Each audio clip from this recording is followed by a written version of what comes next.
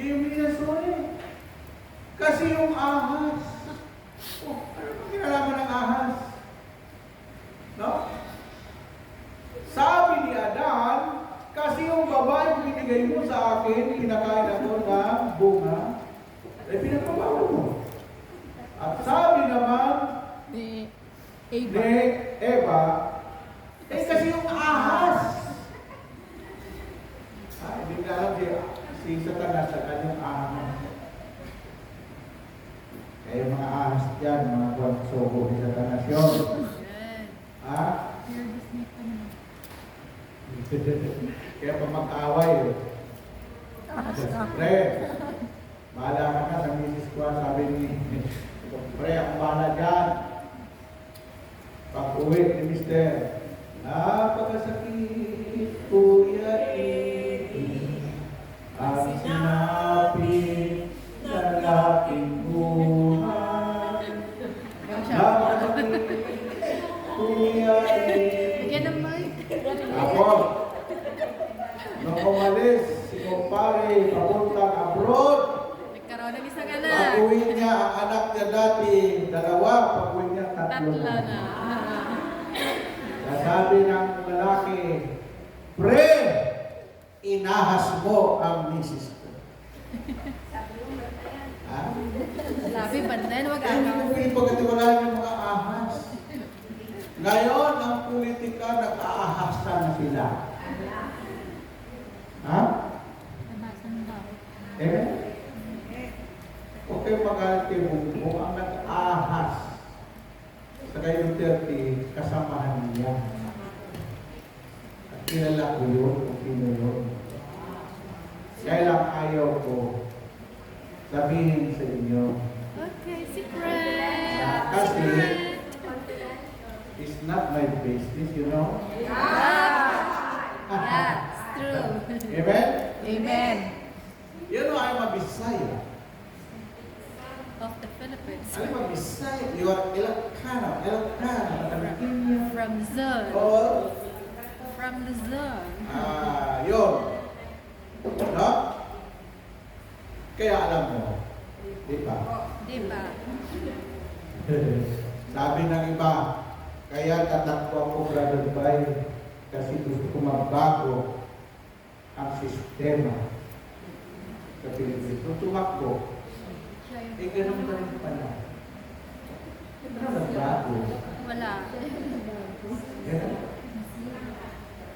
Hindi mapababago ng mundo ng tao. Isa lang ang pwede magbago sa mundo.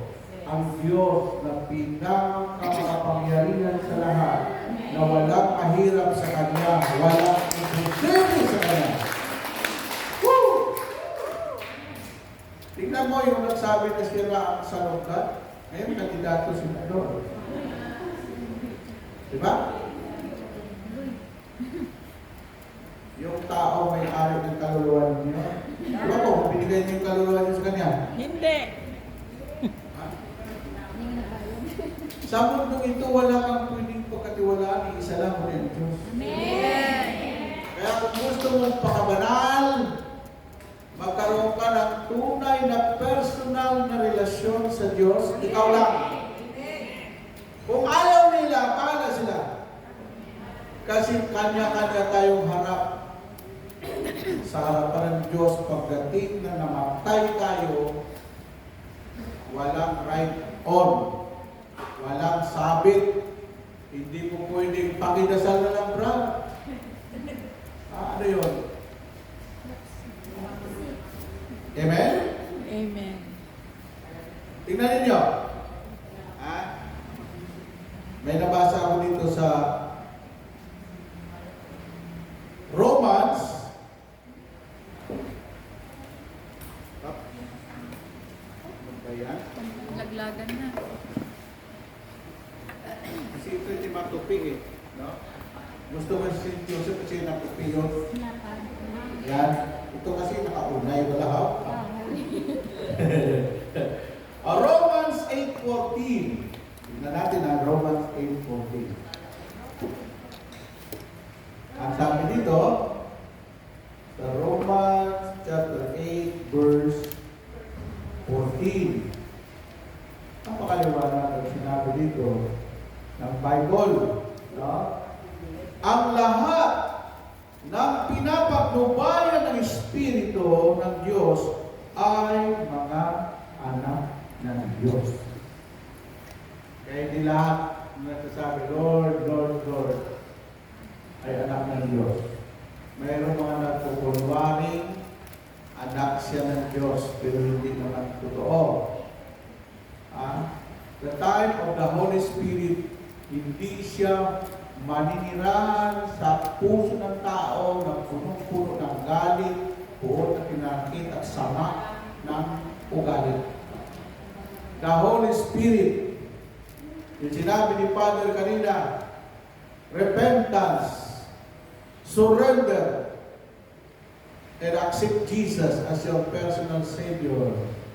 Lord, binubuksan mo ang puso ko, inanihan kita, tinatanggap kita bilang Panginoon ko at sariling tagapagligtas. At sumayo ang Espiritu, kaya magkaroon po tayo ng CLSS dito mismo sa April 4. Kung may day off kayo dahil yan po ay holiday, punta kayo dito. Anong oras po? Wednesday. Umaga. Anong araw yung? Friday. Hindi, Friday nga. Friday. Oo. Biyernes na. Ha? Hindi, Friday, brother, Friday, Biyernes ka. Yung time po. Maaga. Kaya, yung transformation and conversion, kailan maganap yan? Amen? Alam mo ang topic ko sa transformation dati? Kaya, Layo pa. alam mo dati, ang topic ng transformation, yung kung paru-paro, galing yan sa napakadidiling anyo ng uod. Ha? Caterpillar. Ngayon, noong unang panahon, ang mga hayop nag-uusap. Itong pagong, laging namamasyan. Ang sabi ng pagong, oh, sino yung nasa likod ko, sa bahay ko? Sabi ng uod, kaibigang pagong, mag-friend tayo ha. Pwede bang makisakay dyan sa bahay mo kung mamamasyal ka? Sabi ng pagong ng uod, sige, sabi ng pagong, sige. Feel at home. Bagal lang. So, tuwing umaga, lumalabas yung pagong. Yung uod naman, sa masakay noon, sabi ng pag, oh, kaibigan ko uod, ikaw na ba yun? Apo! Ay dumating ang panahon na yung uod, kailangan na niya mag-transform, magbagong anyo. Butterfly na. Ngayon, umaga, dumaan yung pagong. May dumapo sa kanyang likod. Oh, kaibigan mo, alam ko ikaw yun. Kumusta ka na? Sabi ng uod, hindi po ako si uod, si kaibigan mong paru-paro. Sabi ng, hindi, wala akong natandaan ng kaibigan mong paru-paro. Basta kaibigan ko lang na uod, laging sumasakay sa likod ko, yung kaibigan ko uod, no? Sabi ng paru-paro, ako yung dating kaibigan na uod, ngayon nagbagong kami na po ako, nagtransform po ako, ako ay si kaibigan mo ng paru-paro. Sabi ng pagong, Sige nga, lumipad ka dito sa harapan ko. Lumipad yung paru-paro. Lumipad ko na. Napakaganda, namangha yung pagong, wow! Napakaganda nga. Hindi ka na nakakatakot, hindi ka nakadidil. Ano bang nangyari sa iyo? Ano ang ginawa mo? Sabi ng oo, kasi minsan, malapit ng mahal na araw noon, mayroong CLSS na ginanap sa cellphone. Transform. Umatid po ako doon. Paalam ako sa employer ko. Kasi kaibigan pa ko, tuwing holiday, binibigyan kami ng pagkakataon ng employer namin na mag-day-off. Kaya nag-day-off ako. Umatid ako sa CLSS. Ang preacher doon, Bisaya, Bisacol. Brother Bay. Ha? Nakinig po ako ng salita ng Diyos. Kaya nagbago po ako. Ha? Yung dating nakakadiri kong anyo, ngayon po, napakagandang anyo. Amen. Alam mo, sabi ng Panginoon, mabuti pa tayo mga hayop. Nagmimitin magbago. Yung tao, ayaw magbago. Amen. Amen? Amen. Gusto ba ng Diyos na baguhin ka?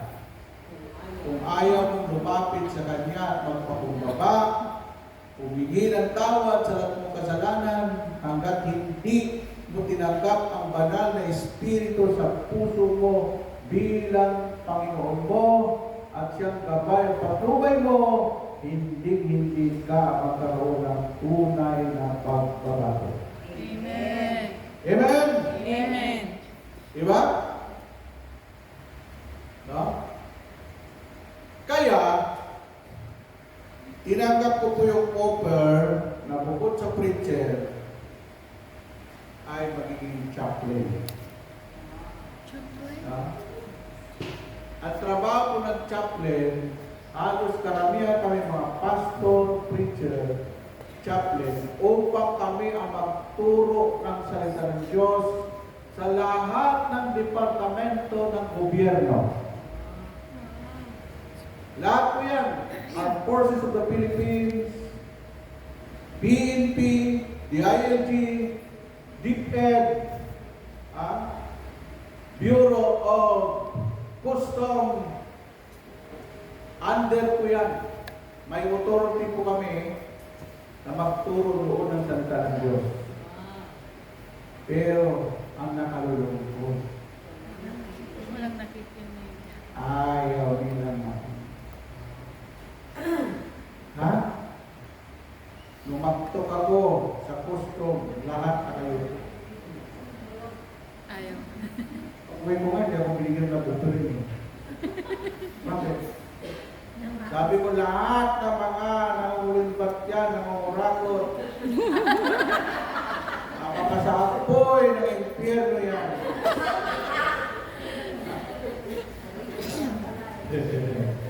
Kaya takot na takot, itong mga politiko. Alam din natin yung kalakaran yung 60-40, commission,